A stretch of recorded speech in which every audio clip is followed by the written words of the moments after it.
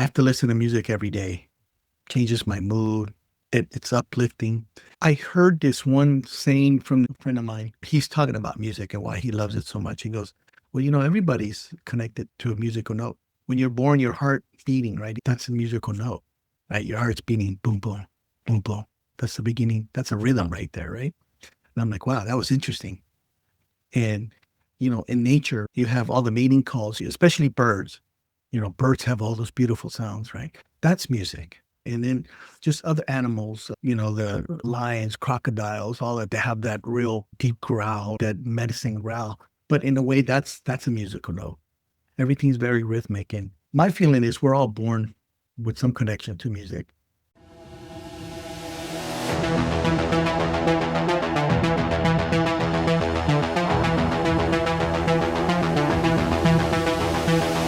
This is the future. Hello and welcome to the Alternate Futures podcast, where we chat with indie sci-fi creators about their work, the world, and anything in between, or beyond. I'm your host, Edwin Rydberg, and today I'm here with Rick London. Rick lives in Pacifica, California, where he shares a quiet, grounded life with his family. A lifelong reader, he's always been drawn to stories built on tension, secrets, and the pull of the unknown. As a first-time author, Rick approaches storytelling with curiosity and sincerity. His goal is simple but ambitious: to invite readers into a thrilling, romantic, adventurous, and immersive world that feels familiar yet unexpected. Hi, Rick. Thanks for joining me today. Hey, Edwin, thank you for having me. Appreciate it. So first thing is Pacifica. So I hadn't heard of Pacifica, but I noticed that it's actually pretty much part of San Francisco almost. Yeah, it is. It's about 7 miles south of San Francisco, right on the coast. And it looks amazing, like just some of the pictures I've seen. So how long have you been living there and what is it like? So I've been here since the first night my wife and I slept here was Halloween night, 2009. So we've been here gonna be 17 years this year. It's nice, it's like the suburbs, but right on the coast. A lot of kind of mountainous, a lot of steep hills, a lot of surfers come out here. The only thing is Northern California, most of the middle, if not the top, the top half of California, all the beaches, you can't swim, but there's a lot of surfers, get a lot of good waves out here. There's actually a famous place not too far from here, Mavericks. It's in Half Moon Bay. That's where they have a surf contest there, or surfing event once a year. I mean, those 40, 50-foot waves, right? Down in Mavericks, that's on the other side of the Half Moon Bay Harbor. I guess it's just called Mavericks Beach there. And then we only have one beach here up in Marin County. It's called Stinson Beach. That beach you can swim, but the water up here is a lot colder than Southern California. But a lot of people still go there. It's a beautiful beach, like a mile and a half long. So it's just a beautiful coastline. We love the coast. My wife and I, when we drive to work every day, we get to see sometimes the day's very clear and the blue ocean, and we're just so blessed and grateful that we can see that every day. It's gorgeous. Yeah, it looks amazing from the pictures. And it's interesting too, because my background is biochemistry, and there's a well-known, Nobel or prize winner who's a surfer actually as well, who apparently come up with his discovery on his way to surfing, I think it was. So it's an interesting connection there. But it makes me think we'll be talking later about your Dancing Wolfman book, but I'm very curious if you've had a thought of the surfing Wolfman or something. You make a whole series of this. You know what? That's interesting. I never thought about that. It's like, right? It's like, you know what? That's something I can incorporate in later, right? Later in my book, right? He learns how to surf, but he would have to surf when there's a full moon, right? And Yeah. most people don't surf at night. But that would be an interesting storyline there. It's funny you mentioned that. I told a friend of mine about my book, and then she comes up, she goes, "Oh my God, that sounds great." And she goes, "Did you know somebody just wrote a Wolfman book where he's a wolfman and he gets bitten by a human and becomes a human during the full moon?" So it's like a reverse parallel universe, right? Right. That's like sci-fi fantasy right there. She didn't know who the author was or something, but I'm sure if you look it up, that's an interesting take right there on the Wolfman too, right? Yeah, yeah. Lots of places you can go, but I'm sure you have something in your mind already. Oh yeah. Um, so you're near San Francisco, and I mean, I did visit there at one point, like 30 years ago. What struck me was interesting. It was a beautiful area, but there was, coming from Canada, especially at the time, I noticed there was very strong wealth diversity. Let's say this was my friend who we got a hotel with picked well he picked the hotel, so we were in we were in okay people some people know this, you'll know, we were in the Tenderloin area. So we walked through some interesting parts of the town, including we would walk past a soup kitchen, which was then across the street from a five-star hotel.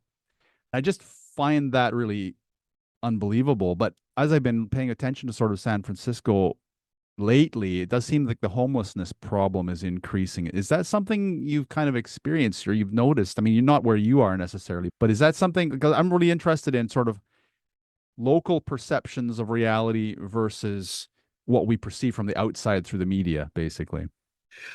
No, you're very right on that.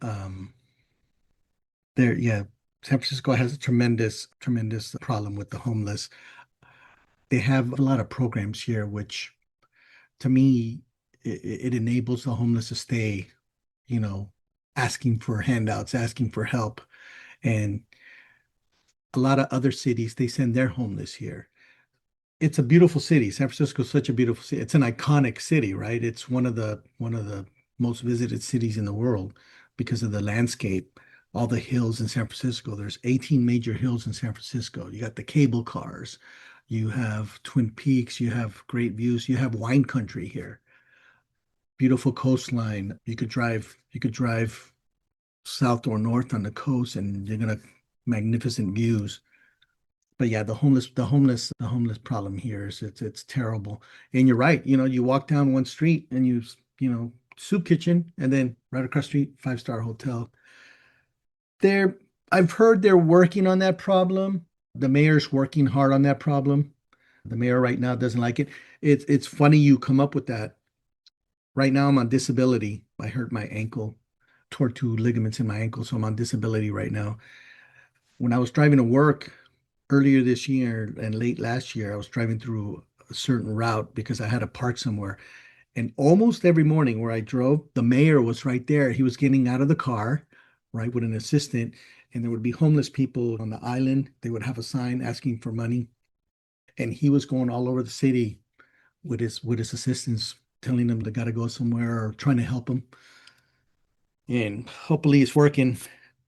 I hope they get it fixed. There's a bad perception of San Francisco right now within the last 5, 10 years. People don't want to come here. They don't want to stay within the city. I used to drive a limo. I stopped driving in 2022. I used to drive a limo, and my boss told me, people don't want to. When I used to go in the morning to pick them up to take them on wine tours, several of them, they're coming from, all over the world. They didn't want to stay in San Francisco. So I would have to pick them up at hotels outside of San Francisco and then take them to wine country, just because of the reputation of the homeless. Not just the homeless, a lot of retailers in a certain area, it's called Union Square. A lot of the shops were being broken into, broken glass, people stealing. People just got tired of it. And so they lost a lot of business because of that. And then COVID too, right? COVID hit and, that had a big effect on business. And right now, the mayor, he's trying to get a lot of businesses back. He's talking to a lot of local businesses. My wife works for UCSF. They're like the second biggest employer in San Francisco. And the mayor and the CEO of UCSF, they are in cahoots kind of in a way right now. And UCSF is wanting everybody to go back to work in their offices, my wife included. So my wife's been back in the office since April 6th, over 2.5 months. She was out for six years, exactly to the day, 6 years. She went back to work because the mayor here is pushing for that. During COVID, a lot of the buildings were, like only 40% capacity max Right. Yeah. because of COVID and because of all that. But I believe they're working on getting San Francisco back to where it was, 15, 20 years ago. I mean, we had a homeless problem back then, but not as it is right now.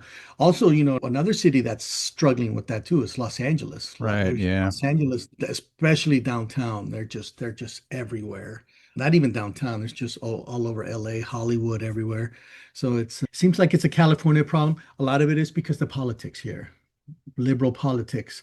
People want to helping out, the homeless, but a problem with a lot of the homeless is they're not well, and they they don't do anything to help themselves. So they just keep asking for handouts. And if you keep giving it to them, they're going to keep coming back and they're not doing anything about it. So, yeah. Yeah, and I hope your mayor is one of the good politicians because it seems like there's a lot of these days that are just I don't know. There's obviously a lot of waste going around or fraud, and because I have seen numbers on California spending on homelessness, and there's a meme going around that's like, here's California before like $1 billion spent on homelessness, and here's California afterwards, and it's worse, right? It's So worse. Yeah. it's kind of So funny. they got to fix it. I mean, San Francisco is such a great city. If you want to change the perception that it has right now, you want to change the opinions that people hear, all the stuff they're hearing all over the world. You want to come to San Francisco and you want people to stay in San Francisco and all the great hotels that they have here, then you know what? You need to make some drastic changes to your politics and what you have to offer. Don't stop giving out handouts to people who are never going to do anything with that except keep asking for handouts. And I say that because I see that. I drive through the Tenderloin and I've driven, from work and I see that every day when I'm working and, it saddens me.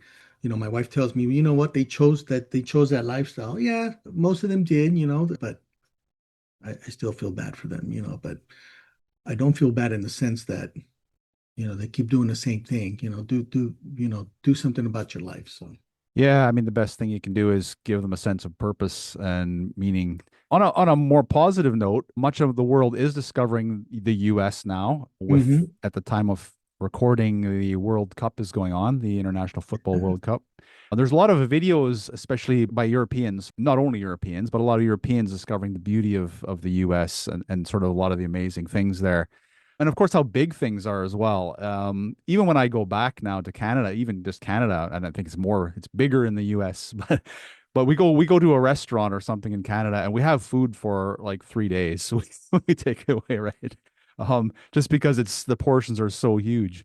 The first thing I guess I wanted to ask, are you interested in watching international football and have you seen any of the games?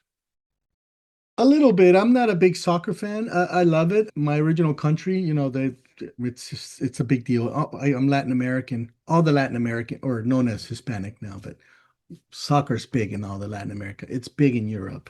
It's but it's fun. I tend to watch it towards the latter parts of the World Cup or the semifinals, the finals. Yeah, it's popular. They've even had a few games here in the Bay Area at Levi Stadium where the 49ers play. Their stadium there. They've had a few big games there, and I think they're going to have one or two more there. Yeah, and it's to attract people. Like again, San Francisco is such a beautiful place. One thing I did forget to mention, Edwin, is on a positive note too. As many problems as there are in San Francisco here, it's also still a very visited city. It's still a beautiful city. It's a wonderful place to come. Please come visit San Francisco. It's a gorgeous place. There's so much to do here. On my book cover, which we'll talk about later, on my book cover, I got the Golden Gate Bridge on there. There's people who come from all over the world, even Europe. They come and they're hoping that it gets foggy. They just come here to take pictures of the Golden Gate Bridge in the fog so they can see the tower sticking out of the fog, right? To make it look surreal, like a city in the clouds, kind of like Yeah, the Empire Strikes Back, right? The yeah, city in yeah. the clouds, right? Bespin, They yeah. love it. Yeah, it's the most famous bridge in the world still, even with all the stuff that's going on. People still come here just for that. Yeah, it's amazing how iconic that is. Of course, it helps that it's in so many Hollywood movies too, doesn't it? It is, yeah. Given the current focus on the US World Cup, I just wanted to give you a positive plug. What would you like the world to know about California, especially then? It's very picturesque. It's beautiful. The people here are great. I still love where I live. I love San Francisco. I grew up there. Regardless, on a positive note, I'm probably never going to move out of here. I love San Francisco. It's a beautiful place. A lot of great places to eat. California, the coastline again. You could drive up to Oregon, Washington, even Canada, right? And it's just such a beautiful drive. Canada's beautiful too, from all the pictures I've seen. I've never gone there, but it's gorgeous there. And California is just it's known for, we have snow in the mountains, we have the Sierras, great wine country here in Northern California. There's great wine country too in the mid-state as well. If you go down further south, about 200 miles south, it was showcased in a movie called Sideways that came out in about 2003. A lot of Pinot goes out there. I don't drink myself, but that movie made that region real kind of famous. And then you have LA, Hollywood, San Diego's beautiful, but it's the fifth largest economy in the world. You said you're in biochemistry. San Francisco is the hub of biochemistry, right? If you go over the hill where I live, it's South San Francisco, and that whole area is like all biotech. You got Genentech, you got all the big ones there. San Francisco is the hub of startups. There's boatloads of money in this place. And again, it's a great place to live. So we will be talking about the Dancing Wolfman a bit more detail shortly, but I was just curious. So when did you start writing? This is your debut novel. So Mhm. were you writing much before this, like short stories or anything, or did you just sort of plunk down and had an idea for this one? No, it's just an idea that came to me back in December of 2024. What happened is I was hanging out with some friends on a Friday night in late December, and we were talking about some old friends, and it reminded me of this old friend of mine that I hadn't seen since I think the last time I saw him was January 25th of 1998. That's part of the inspiration of my story. That's the last time I saw him, and because we were talking about old friends, I thought about him, and then I remember the drive back from his house. It was a Sunday night, Super Bowl Sunday. I was driving back on the same road that I drove there. So it was like 8 o'clock, something like that. And it was, the road going back, the cloud cover came low, kind of foggiest, a barren field with rolling hills. It looked real eerie. It looked like the moors in England in the opening scene of American Werewolf in London, where the two friends are walking through the moors, and later on they encounter the werewolf. So to me, it's like, wow, this looks like a great place to meet a werewolf. So that's part of that memory has stuck with me since. Yeah, that's interesting because that's I guess speaks to sort of your natural instincts and interests. Such a scene for me, I suppose, would make me think of UFOs or aliens being hidden there. So it's interesting you went to straight to werewolves. You are interested in that kind of stories and mythology. Well, not so much in terms of reading. I love the movies more. I love monster movies more than I do reading. I love the Alien series. I love the Predator. I love sci-fi monster movies. Is it the horror part of it or the scary part? What is it that attracts you to those movies? I guess the scary part, the unknown, the when they transform or when you see the monster when they're first real. Even like Jaws, right? Like Jaws is one of my favorite movies.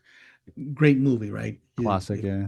It's if you read it's so well made. If you read about it, right, they had problems with the mechanical shark. So Steven Spielberg had to keep filming scenes where it's like it's an implied, everything was implied that the shark was in the water, right, and there was nothing there. And so inside you were anticipating when the shark come out, so he did such a magnificent job, right? That to me, that's a monster movie, but it's also an adventure. The chemistry between the main actors were awesome, right? That's a monster movie. You have Alien, when Alien came out, I was like, oh my God, what a creature, right? I mean, acid for blood, the second, the tongue coming out with another mouth, right? I was like, who comes up with Yeah, this stuff? exactly. And art, what's this? I know Geiger is his last name, H.R. Geiger, the guy who drew all the worlds, right? He won the Oscar for not set design. Maybe it was set design. I think it was set design. But I bought his book, right? The Alien book and all the drawings in it. Fantastic, chromatic looking. Yeah, I love that stuff. And I love the Predator movies. Anything sci-fi, anything, Star Wars. When Star Wars came out, I lost my mind. I was like, I was 13 and I was like, I couldn't get enough Star Wars stuff. Love Yeah. all. I mean, we're of similar generation, so this might be an unfair question, especially on young people that might be listening. But do you think that the movies of that style were done better in those days? I mean, you mentioned Jaws, right? So nowadays they can do CG or whatever they want for all and so they don't have to worry about that as much. Whereas in the 70s and 80s, they had real issues where they had to overcome them creatively, like you said with Jaws. So and that in a way makes for a better movie, right? You build in the anticipation. The director and writer may not have been thinking of that at the time. They had to adapt, and it made for a stronger movie. Do you think the movies of that nature were better back in the day? Do you think there's something missing from now, or am I just being old fogey? No, no, I agree with you. I believe in that. I mean, they had to work harder, right? They didn't use computers back then for special effects. Everything was by hand. Take Star Wars, for example, right? That Star Wars changed filmmaking, right? Because George Lucas introduced the blue screen, right? So the background, but all the model building, and then the cameras being out there make it look real. Yeah, they worked their butt offs to make those movies, right? It was different. They just didn't have it. And then, they had to be on location, right? Like I was reading about the second Star Wars movie, Empire Strikes Back. They had to go to Norway. They had to Hmm. go the first Star Wars movie. They had to go to Tunisia. Tunisia, yeah. Right? They had to in England, right? So yeah, they had to go on location, which of course it increased the what do you call it, the budget of the movies.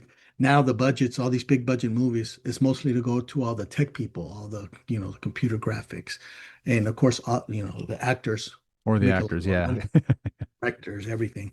So, but they still make a lot of great movies. I grew up in the '70s and '80s. I love all the movies that I've seen. There's a lot of great movies that came out after that are great. My favorite movie is Gladiator with Russell Crowe.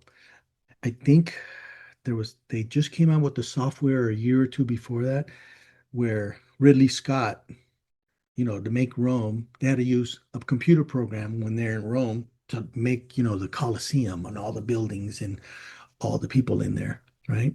And then they used Peter Jackson when he was filming his Lord of the Ring movies, the trilogy. Same thing, the software, right, to all the battle scenes and everything, right? They use a CG, computer program CGI. And there were some movies that used cheaper CGI, and you could tell, right? It didn't look all that good. The real good movies had better technology, more advanced technology. So nowadays, I hear it's a mixture. They don't go on set so much. They just use they put all this equipment on the people, right? And they're now what they call it, the green room, I guess it's called. Yeah, they're giant Green, caves or whatever they are. everything's computer generated. They do go on set, but a lot of the parts, a lot of scenes where they can go, they just put it on the background, right? Yeah, it does seem to take something away from that, but it'll be curious to see what our children think when it moves on to the next stage. Well, it all depends, right? It all depends. To me, there's still great movies come out. It all depends on you have to have a great script. Yeah. You have to have the great script that turns into a great screenplay. You have to have a great director with the great vision to make the movie. Then you have to have actors, right? Dedicated actors. The whole crew has to be dedicated. Then you have to have the budget. And then within the actors, you have to have the chemistry with the actors, right? To me, that's what makes them good movies. There's a lot of great movies that came out on the streaming services that are really good with the chemistry of the actors. They're well written. And then the theaters are suffering now because of all the streaming services, but I still love going to the theater. Like, one of my favorite movies that came out, it did not win Best Picture, but I wanted to. Sinners, right? Sinners is a great movie, right? One battle after another, great movie. There's a lot of great movies. And then there's a lot of other movies that don't come out. They're not mainstream, but they're really well made because of the people who make them.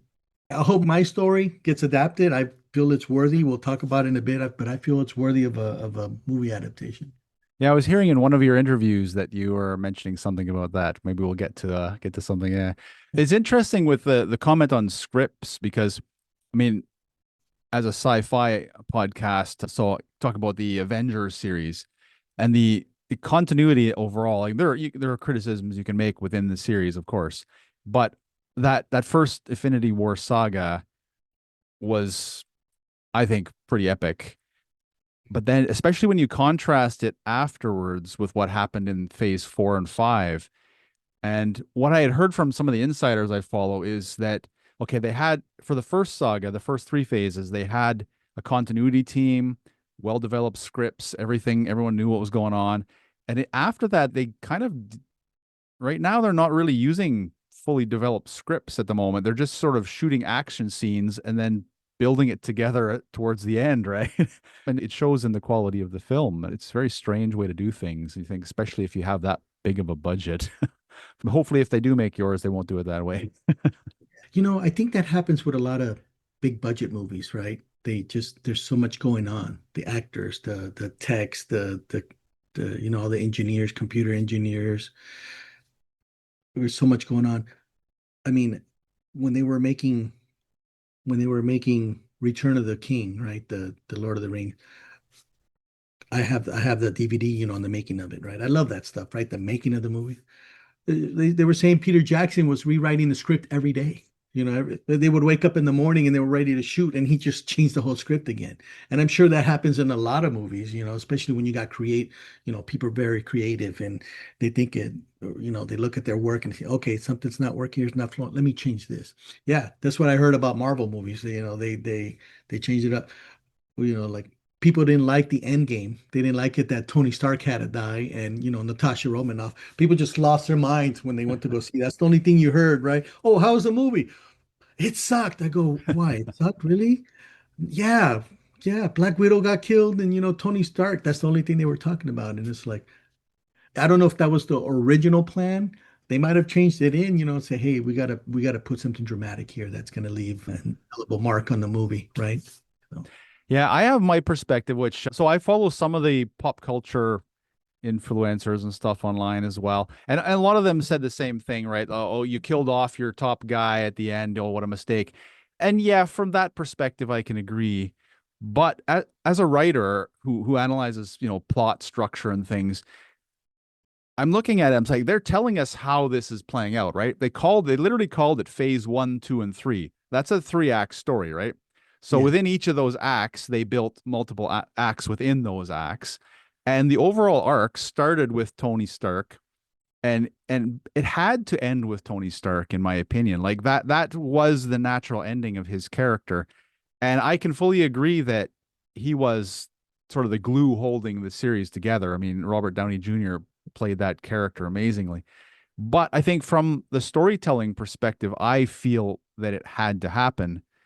And ideally, they should have worked through some of the consequences. They did have some ideas for the consequences because the Spider-Man movie that followed that dealt with some of that stuff as well. But yeah, from a writing perspective, I think it did have to happen. And they're bringing him back for Doomsday anyway. So Well, when you see the films, if you see them without any filters, right? If you see the arc of the story, in Endgame, somebody had to be sacrificed, right? yeah, Because yeah, that's the arc of the story. The six crystals, right? In order to make those crystal works and to kill the villain, right? To kill Thanos, somebody had to put on that glove and make him disappear. So yeah, it had to be somebody, right? It had to be either Captain America, Thor. Somebody had to get that. They chose Tony Stark, but he is the central figure of that whole story, really, right? He's the genius, right? He came yeah. up with the time machine. And He just came the up, character, his yeah, character as well, right? yeah, it had to come up. Somebody had to be sacrificed, and they wanted to make a statement. Hey, yeah, Yeah. let's get Tony Stark. But yeah, And Natasha Romanoff, in order to get that crystal, it was either Natasha or Hawkeye, Hawkeye, right? yeah. And whoever did sacrifice, people still complain, right? It's like, oh, Hawkeye got, Hawkeye. Well, one of them, because that's just the way the story progresses. Yeah. In order to get those crystals, for them to go back and kill Thanos, right, in the epic battle, somebody, two people had to be sacrificed. And hey, you know what? Not you can't satisfy everybody, Yeah. but that's just how the story is. But you know what? It makes for a great movie. Endgame is a great movie still, I regardless think of so as well. how Yeah, I you feel. agree. Yeah. Yeah. And we'll see what happens when they come up with the next Avengers series, I guess. Well, in another movie that I really liked, the last Mission Impossible movie, right? They ended the series, Yeah, right? yeah. The Final Reckoning. Luther dies, right? He had to get sacrificed, right, to make a point of the movie. And I love all those movies. I love the Mission Impossible movies. I don't know if you remember when you were a kid, did your parents ever put on the original Mission Impossible series? I don't think I saw many. So from rural Canada, we had a really limited media access. Mm. So I barely saw anything from that era. You could get them on Amazon if you're willing to watch, but the original Mission Impossible is great. It lasted 6 seasons from like 67 to 72. So yeah, 67, 68, 69, 71, 72. Lasted 6 seasons. And it's really good. And then they would make the mask, so you could look like somebody else. And that's where they incorporated that aspect into the movies, right? Where they become somebody else, right? To infiltrate the bad guys or to make it look like they need to manipulate somebody to get information. But yeah, it's a great show. You can watch it on Amazon. I was thinking about it, but I would have to purchase it. But it's a So, great show. getting back to your potential movie then, did you decide to publish it Were you thinking of publishing it right away, or was it initially just, okay, I have an idea, I'm just going to see where it goes? No, so what happened is I got the idea and then I told my wife about it and she's like, At first she was a little hesitant and then she's like, well, see what you can do with it. What I told her is I'm going to try to make, what do you call it? Hyper realistic videos to put on my YouTube channel. But I couldn't find I basically I didn't have the skills to create them. I tried the software, but I couldn't make it work. And I was thinking of having people, paying somebody to do it. And I kind of even looked into that. And then I said, and then I paused it and I'm like, okay, you know what? I could do that, but I wanted to try it myself. I wanted to see if I can do it. And since I couldn't do it, I was considering somebody else. But then an idea came to me. It's like, hey, instead of doing the videos, why don't I create a book? I'm an avid reader. I love to read. Why don't I create a story, and publish a book? And then what happened is this was early last year, January, February, March. I think March is when I decided to write a book instead. But then I started outlining my story and I was like, okay, what am I going to do here? I didn't, and I was like, okay, what am I going to do? Okay, I'm not going to write another werewolf story. That's the one thing I decided. I'm not going to write another werewolf story where a guy becomes a werewolf or a woman, right? And none of the werewolf movies are a woman, right? I'm not going to write a werewolf story where the guy becomes this vicious, brutal killer and then he gets hunted and dies. I wanted to change it up and I'm like, what am I going to do? And my son was learning how to play the trombone at the time. And then when he came home, he would put his case. If you look in the where I'm sitting, behind me, he would put the trombone case.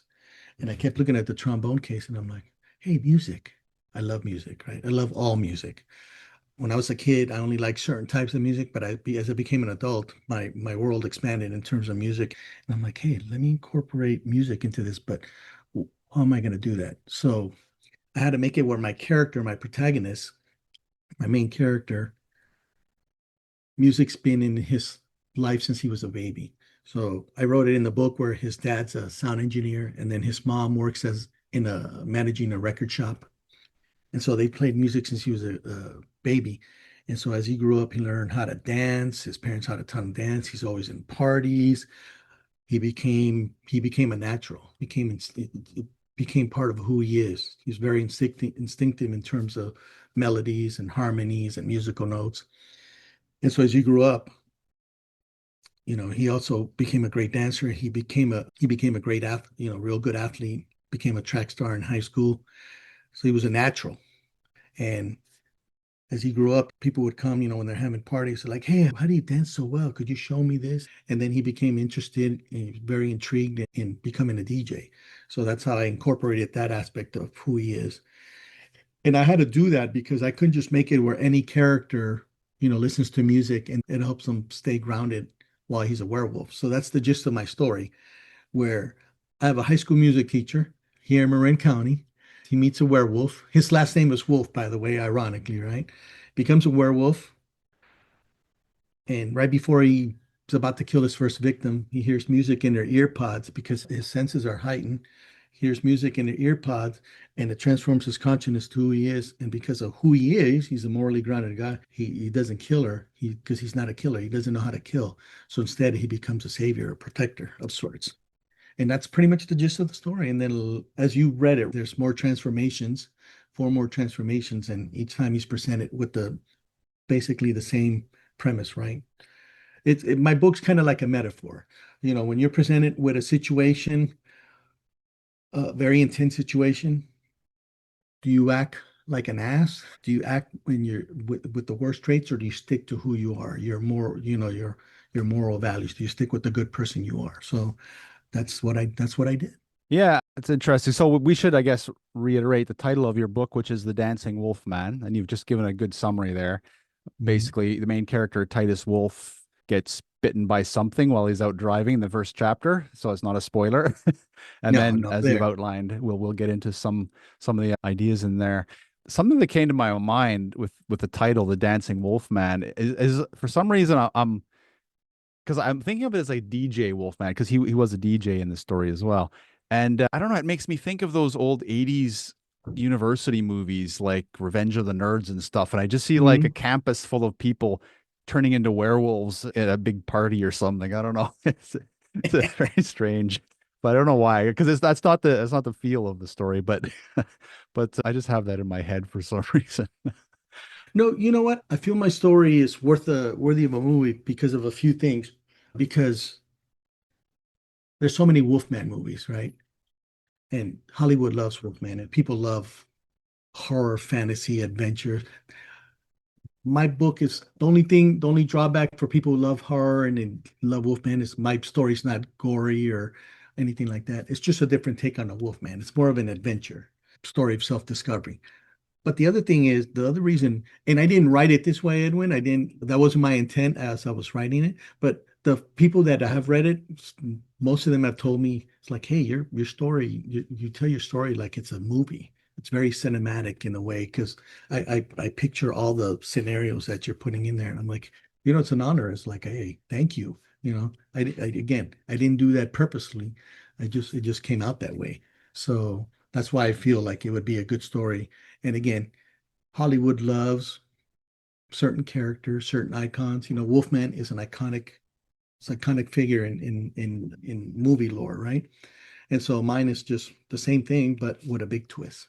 So Yeah, no, it's interesting because as you said, monster movies are a big thing, and so we have vampires, we have Frankenstein, Dr. Jekyll, Wolfman movies. In sci-fi, we got Marvel, we got the Hulk is basically the sort of superhero version of the Beast, effectively, and these monsters all sort of are discussions of our own nature in a way, right? And I think they are quintessentially male, these ones, and it'll be interesting because I do want to talk about thoughts on female monsters, but they're quintessentially male, I think, because they all look at sort of containing that rage, right? It's that beast within you, and I think a great many men do feel that challenge of controlling that beast inside. And so what happens when you unleash it? Now you have found an interesting way to do it in your book, which I think harkens back to possibly Shakespeare, right? Music doth soothe the savage beast in a way, right? yeah, And then exactly. Marvel Thank did you. one as well, but yeah. Yeah. Um, Curious. Well, you've explained sort of where that came from. Are you going to expand on that, do you think? Or is that kind of part of his nature now and you just move on with the rest of the story as the story goes? Is that an aspect you're going to develop further as well within the story? Or? Absolutely. Yeah. I plan to continue it. The first book is volume one. I plan to continue that, then another one after that. But yeah, it's music is what grounds him. And because he knows that before he transforms, that's his saving grace, right? Because if he doesn't listen to music before he transforms, then he doesn't know what's going to happen, and he'll probably become that vicious killer. And if I do that, then it changes the whole arc of the story, right? Then he becomes a Right. vicious killer, Yeah. and it very similar to a lot of the other stories. And again, I didn't want it to be that. I wanted it to be different. So yeah, so I'm gonna keep exploring that, but that's the glue that holds him together. It's the music. That's what saves him. It also actually, and it saves the other characters because if it wasn't for that, he doesn't save that lady, and you know, she doesn't become his love interest. And it's okay to give that away. And then there's another character in there. You read the book that looks Yeah. like an antagonist, but then later on something happens and he's not an antagonist, right? He Yeah. becomes Yeah. he becomes his friend, right? The real villain is hidden, right? I hope I did a good job in hiding the villain, which is not revealed till towards the end, right? Right. So Yeah. I have to stick with that because that's the main premise of the whole story right there. That's it. Yeah. We'll get to the love interest in a moment. But one more question on the music. So my journey in relation to sort of thinking of music in a broader structure. So I actually feel music is fundamental in some ways to the universe.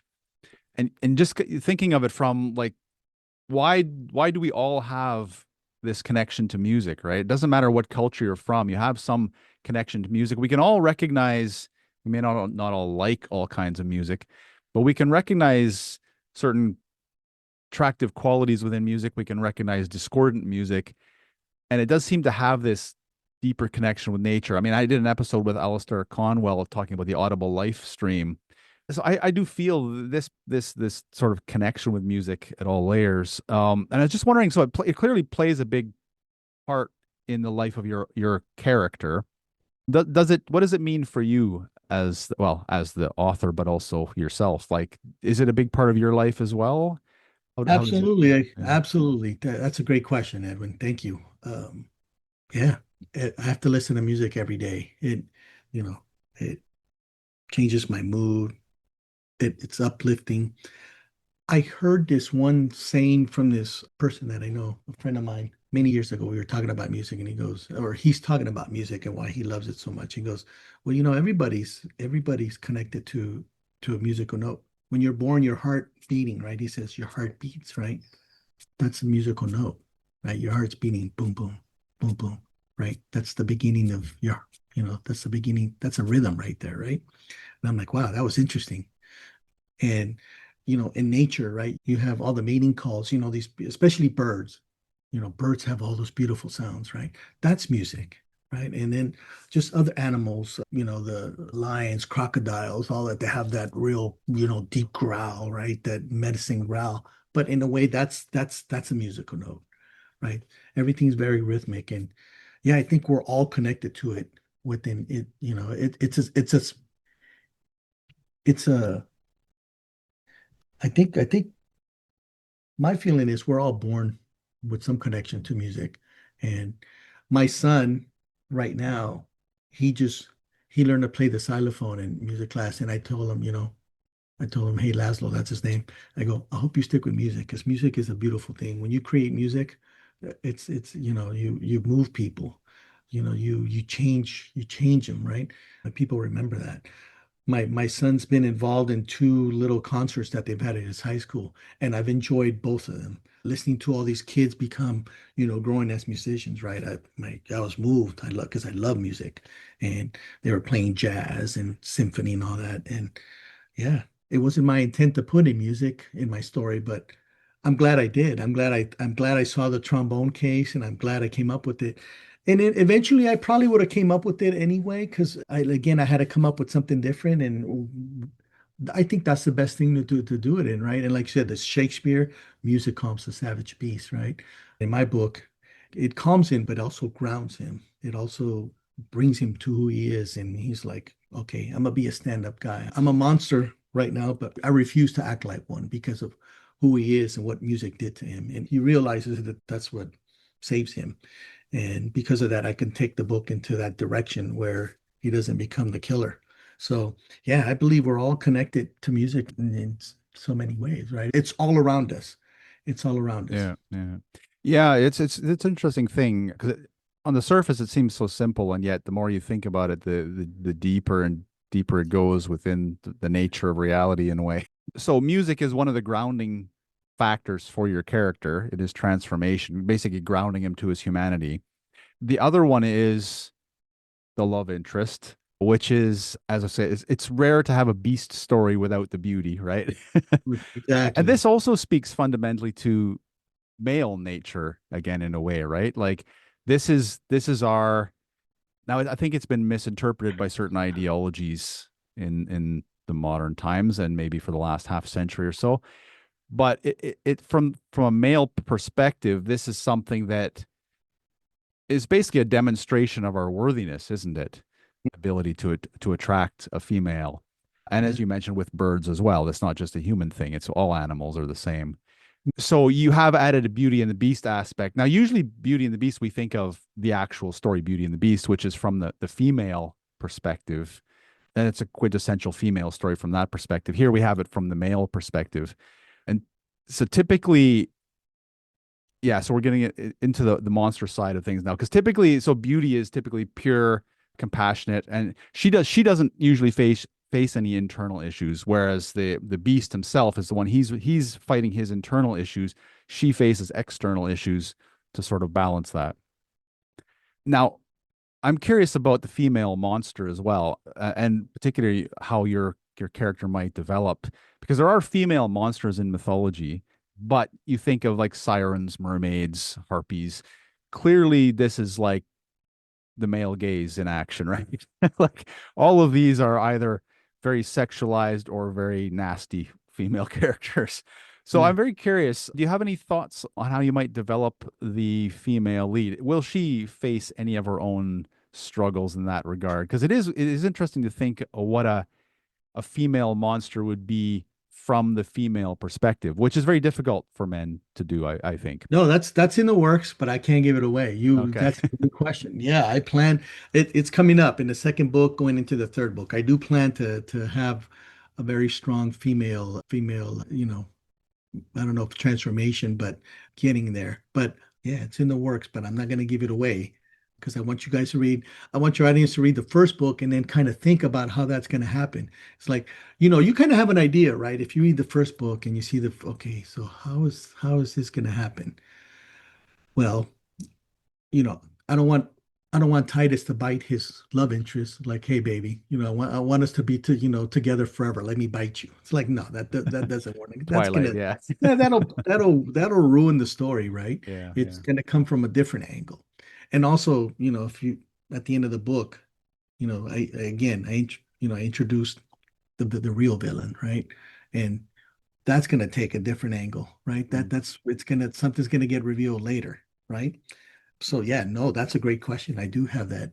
I do. Now, my hope is as I write this, maybe even talk to some ladies, my wife and other ladies, and see as I write that part in there that I get it right. Like mm, you said, because you want to bring it in from the female aspect of it and how they view it, not just the male view of a female monster.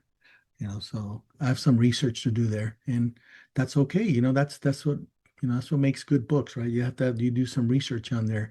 You don't want to come in there and just do it from your perspective. So a lot of the good books that I read, in the acknowledgments, right, the author gives all the credit to all these people, right? And a lot of them are females, because they give them their perspective on whatever they're writing about. And I have to do the same because I don't know what it is like to be female and how they view monsters and how they view being a monster. mm. So that aspect, that's a great question. Yeah, I plan to do that and I have to do my research. Yeah, it does feel like almost like approaching an alien life form in a way. Like I think the male side, we have monsters throughout history from at least Dracula and undoubtedly much earlier. You've got even in Gilgamesh, you have like the wild man and stuff. So we I think have focused on our beast within for a long time and sort of come to terms with that a lot. But we don't really hear the equivalent for women that much. I don't know if it's because they don't want to tell us, keep that mystery or something, or maybe we're not listening. That's something they'll tell us as well. I think it's just, it's a male-driven society in so many ways, right? But if you look at movies too in the last several decades, there's a lot of female leads that becomes heroine, right? Like to me, almost like Aliens, right? The second Alien movie, right? Mm, Aliens. yeah, Sigourney yeah. Weaver. She was a badass, right? Well, the lead character becomes a female. That's why people love that movie so much. I love that movie. It's one of my favorites, right? I've seen it a million times. And people were like, huh, why are you making a female? Well, you have to. I mean, what are we without our mothers and our sisters? I mean, they're in so many ways they're stronger than men, in terms of character. So you have to make them a central part of the story, not just, your love interest. You have to make them where they're your equal. That's my intent, you know. And if your listeners, when they read my book, hopefully they get that sense, that Titus is nothing without Nicole, right? He she saves him too. Yeah. So without her, he's nothing, and not just in the romantic sense that now he has somebody. No, without her and who she is and being the badass that she is, he's nothing without her. So I hope I honored the women in the world by making her who she is, and I plan to expand her universe, her character, and make her, the central figure. Yeah, my story is a werewolf story. It's Titus, but without her, he's nothing, and without the other guy, they're nothing. All three of them, you know, are Yeah. You've got your the super deal. team there. They're the super, and without Nicole, that's my female lead, right? Nicole Santoro. Without her, the story doesn't work. one of the challenges with strong female characters, I think it's done well generally in writing. I mean, I haven't read, widely enough to say for everything, but less well in modern movies in Hollywood, where they think that a strong female character has to be physically equal to the male character, and they're missing the point that the strength of a woman comes in a different way than the strength of a man, and that they balance each other really, which is one of the big important points to get. Yeah.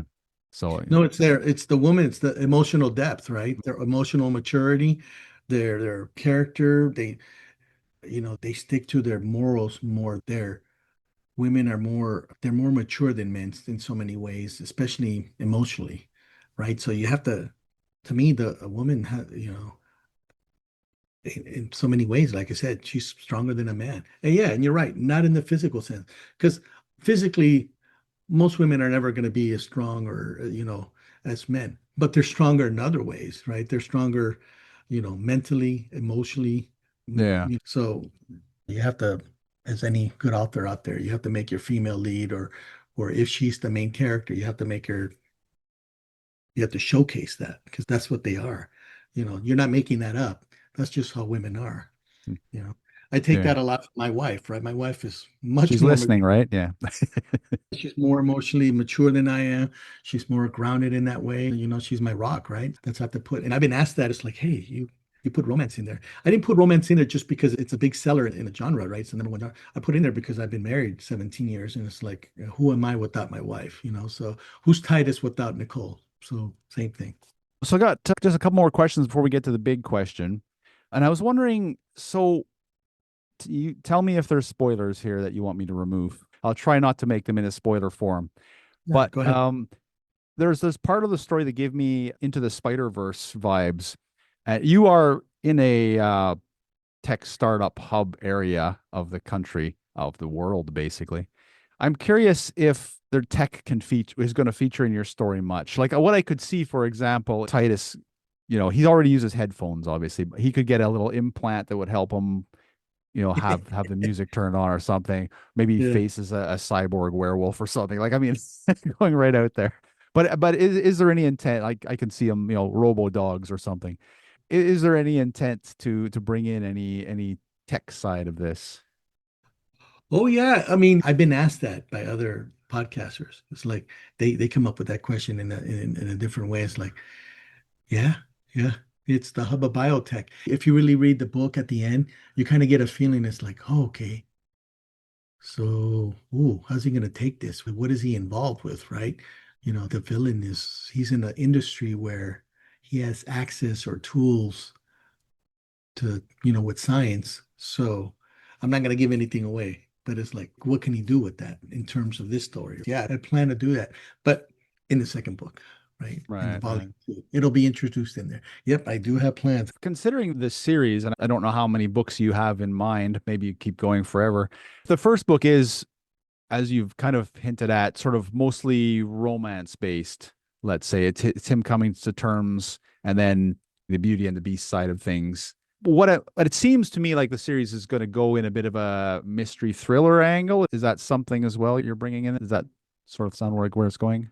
Yes, sir. Yes, sir. Mystery thriller adventure, right? Yeah, he's gonna come up against some vicious, what do you call it, villains, and I have to write into, scenarios where it's going to look like it's coming to the end. But like any good book, right? You have to put those in there, and then you have to find a way where he escapes that. And yeah, yeah, it's kind of almost like a thriller now too, but it's an adventure thriller. Well, especially if you have it's an adventure thriller basically because of who the character is, right? So he's a werewolf. That's an action figure, right? Action figures get involved in scenarios where they're being hunted or they're hunting, becomes a thriller, right? Discovering the truth, right? Discovering who the villain is. So yeah, I think it naturally progresses that way. So I'm gonna keep writing it the way it is. My intent is not to like make it into that. I just My intent is that my natural writing style, the way I write it, that's just how it's portrayed. That's how people view it, and And I've already gotten some people told me that that's how it is, and they keep it that way. I like that style. So my intent was not to when I was writing it, I didn't think it was like, oh, I'm gonna make it into a thriller. No, it just came out as I wrote it, and it's a werewolf story. So it's got action figures. That's just naturally what happens, right? Yeah, excellent. Do you have any thoughts on how many books you want to write in this series? I do. I do plan to have volume two, and then my third book would be an origin story, which is going to require a lot of research into the werewolf lore and, going back centuries, maybe thousands of years, where it originally came from. Where did the original authors of the original writers of the werewolf story, where did they get that? I've heard that the werewolf story comes from Eastern Europe mostly, Macedonia, Greece, I don't know, Romania is mostly the vampire and Frankenstein, I think. But that whole region in there, Estonia, that whole area up there, it's a Eastern European creature. But I plan to get in that, but I have to do my research. And so I want to introduce that part where Titus and his, that trio, they want to get to the truth. Where did this come from? So maybe they can, I don't know if I'm going to write it where they can reverse the curse. There's a way to reverse the curse so he can live a normal life, or is he going to stay like that? That's the main driving force of that story, the origins, to figure out where it came from, if there's any way to reverse that. Because in a lot of the werewolf books and movies, that's not part of the story. So that's something I want to explore. I mean, because it hasn't been explored in any of the movies, right? But again, werewolf movies are again, they're action figures. They're, it's a horror story in a way, right? The vicious killer. You just want to see blood, and most people who see that, so they just want to see blood and guts and a vicious monster, being chased and all that. And I like that too. I love that stuff, but I just wanted to make mine a little different. Yeah, I guess the movies and most of the stories with werewolves especially are tend to be a bit tragic, aren't they? They're like the story as we discussed of trying to control and failing to control the beast within and paying the ultimate price for that lack of control, basically, isn't it? Whereas obviously your character has gained a sense of control, in fact, to a large degree, and so that changes the outcome, doesn't it? Yeah. No, that's the positive part of my story. I wanted to make it positive, right? Where he lives, where he explores, where he has strong people around him and they want to get to the truth. So it's not just a killing machine. He's still a human being inside. He's a very smart, instinctive individual. He's an ordinary Joe, but as he progresses and he finds out he's it's not a curse, right? It's not the curse of the werewolf, right? He's blessed with something great, but at the same time, it poses a problem for him, especially when the full moon comes up, right? Very expensive So, shampoo bill.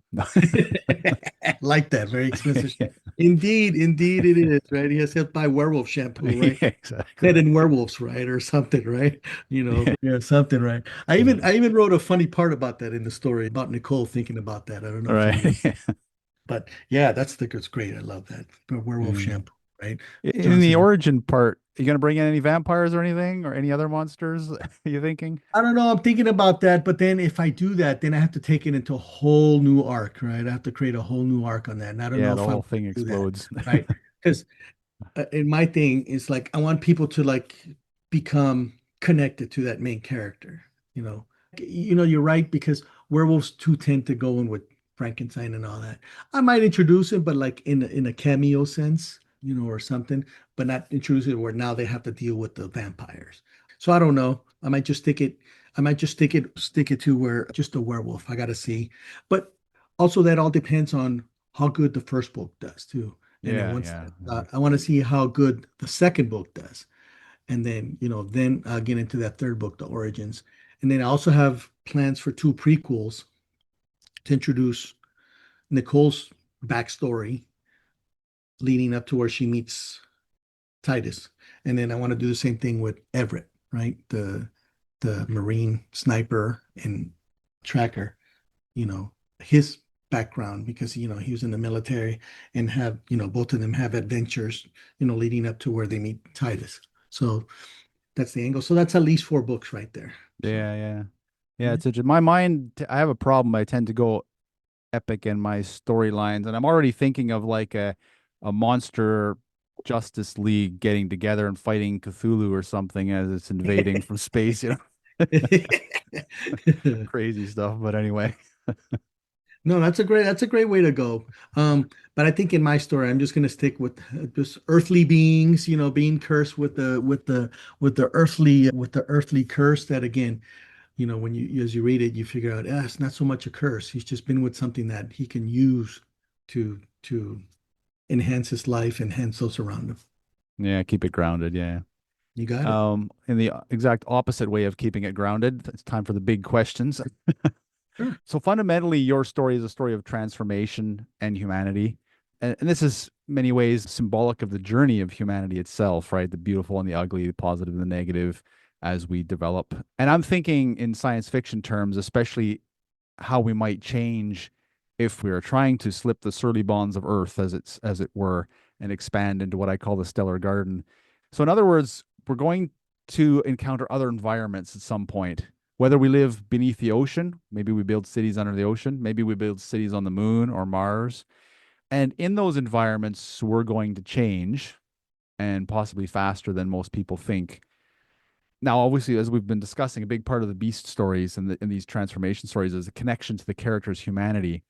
But I'm wondering then, in your opinion, as we change in those other environments, is it important that we retain our humanity, our connection to our origin, or is it inevitable that the various sort of extraterrestrial human derived forms will just go on their own way and completely forget about their origins?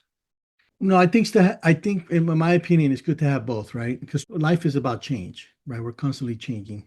Technology is constantly changing, right? Daily, right? Even though it might not be visible on that day, technology is just change. AI, right? Right now, the big topic is AI. Who knows what's coming after that and what it's doing? It's good to stay grounded in the past, to know what your background is leading up to today and what coming your way in the future. I think we should never forget our past and where we come from, our lineage, our family lineage, and all the accomplishments that your family has done, what you're about, because a lot of what we're about, our character comes from our past, right?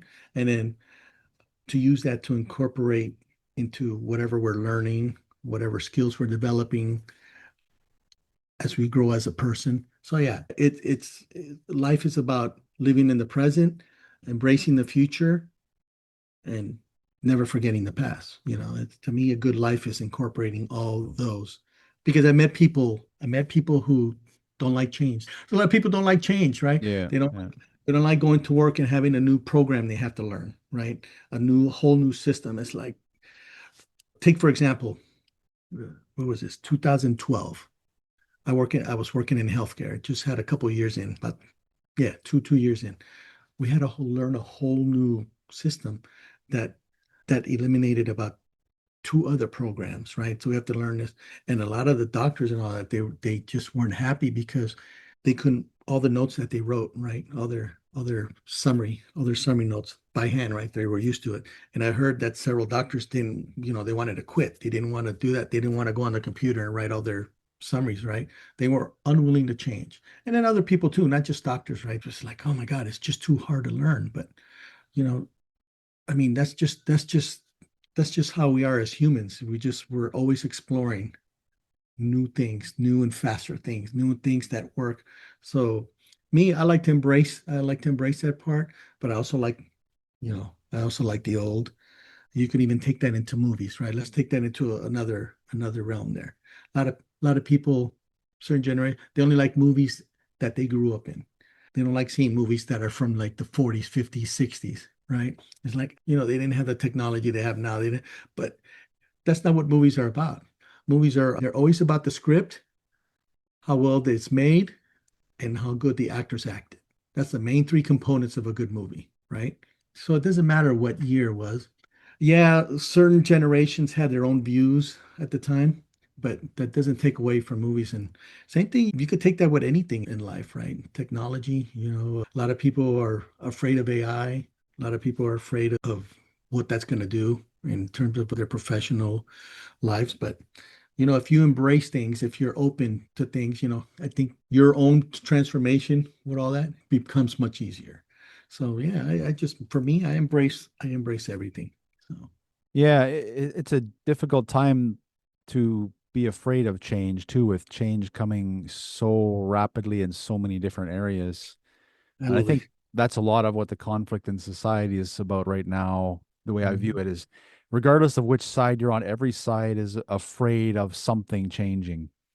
True, true, Yeah. true. Well, there's a big challenge with remembering the past, isn't there? Because if we look at our own past as humanity, I mean, we're just sort of starting to discover or rediscover some of what happened. We thought we knew the story, but of course, with things like the Bible, it's always been a question of how much is accurate history and how much is embellished story for teaching a lesson or something. And we're starting to learn more and more and realize that we have a much longer history than we thought. And you have issues like natural cataclysms that, more or less reset humanity. It's a big challenge, isn't it? I mean, they're talking about putting stuff on the moon and things too, but then who Yeah, knows if the moon gets destroyed? But we maybe live. I'm being too negative for this. No, no, you're not at all. I mean, we just, that's just, man, you can't stop advancement and progression. There's curiosity, and curiosity is part of the human experience. It's part of who we are. Scientists are never going to stop exploring what to do with what they have and making things better, coming up with stronger, faster, more powerful computers, more powerful cars, more this and that. That's just natural. If to me, if you're afraid or you're stuck or you don't like how things are changing, then yeah, I think your life's going to become harder. Life to me, life's hard when you don't not so much accept it wholly, but accept that that's just part of life, that things are in constant change. Accept it for what it is, and if you accept them and you can use them to make your life better, then well, hey, more power to you. Yeah, I mean, and risk comes with that, of course, and Yeah. which is why I like the idea of humanity leaving the planet as well to have as many options. And that leads me to my final kind of fun question. So, as we mentioned, a lot of adaptations will happen with humanity as it goes into different environments. What physical adaptation would you be interested in seeing? Well, would you be interested in acquiring if you had a choice of some change that you underwent, perhaps for some reason, whatever? What would you pick? Yeah. Flying. My son asks me that all the time, right? I love sci-fi too. If it's only one, probably flying. I mean, turning invisible would be awesome. And then becoming super strong would be one of them. I'd probably flying's great, but yeah. You know what? I would probably choose if I were to choose my favorite, I'd probably become super physical being. Not so much turning invisible, not having all the great senses, not able to fly, just super strength. That would be awesome. You know. Yeah. And it's funny, you made me think with that question, right before space and everything. It's like, hey, werewolf in space. Could I do a werewolf in space? Yeah, there you go. In astronaut suit, he's all, inside. He's right. That would Yeah, be interesting, there's right? there's a good one for you. That's like 5 books, 6, 7 books down the road, right? Yeah, Something like yeah. that. Yeah, it's interesting you said flying because that's probably top of my list as well. But then, I mean, you change your mind obviously there. But yeah, flying would probably be mine. But you mentioned invisible, and at the end of the interview, so I won't go into this. But I'd be curious to see if the invisible man or woman is going to show up in your story as well. Yeah. Any of them can show up, right? Yeah, Any of them yeah. can show up, right? Monsterverse, They're yeah. all intertwined, right? They're all loved characters in our universe, right? Yeah, and there's still a lot of ways of taking them in interesting directions while still holding to the core trope while exploring it from different angles, isn't it? Yeah, yeah. Which is That's what yeah, I did, right? yeah, That's what I did exactly. with the Wolfman. Yeah. Yeah, yeah, excellent. So it has been great chatting with you. Unfortunately, we are out of time, but before you go, perhaps you could let us know what you're working on, which is presumably the second book. If you have a timeline for that, where we might find you online, and if you'll be in any upcoming events or podcasts. Yeah, I got some more podcasts. I got two coming up tomorrow, Phantom and Nerdy Eights and Nerd Eights. I got an Ivory Tower Boiler Room that are coming up next month or the following month. The whole shebang. I'm going to be in the whole shebang in August. I just did one with called WWAA Broadcast with Christy Mickelson. I'm doing Review It Yourself podcast is coming up tomorrow. I have another one too tomorrow. This one is Alex Murdoch, Dream, Imagine, Express. And I do have a website for all your listeners. I do have a website. It's just dancingwolfman.com, and wolf with an E. That's the last name of my protagonist, Titus Wolf. So dancingwolfman.com. If you're interested in buying a book, you can purchase it on there. You can purchase the book directly on my site.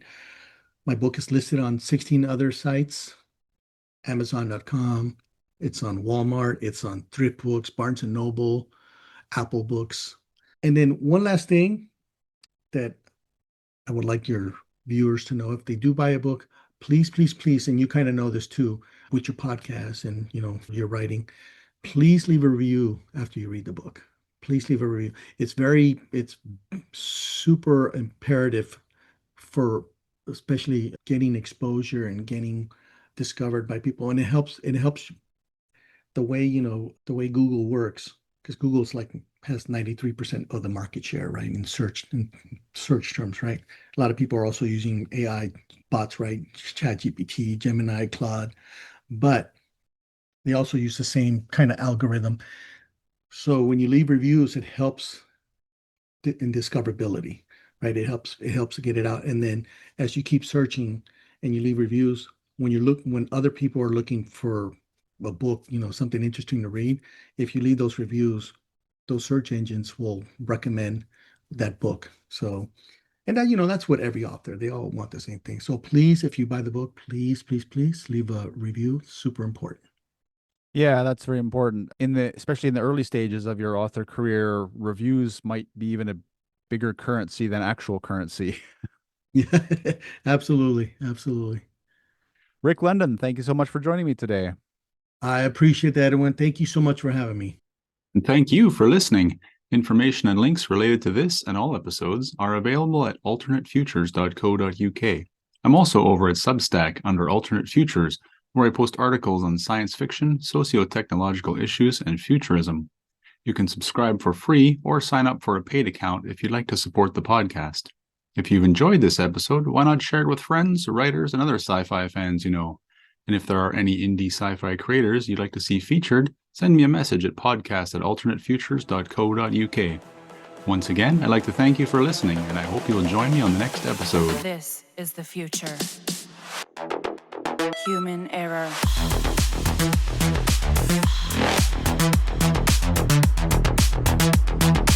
Evolution.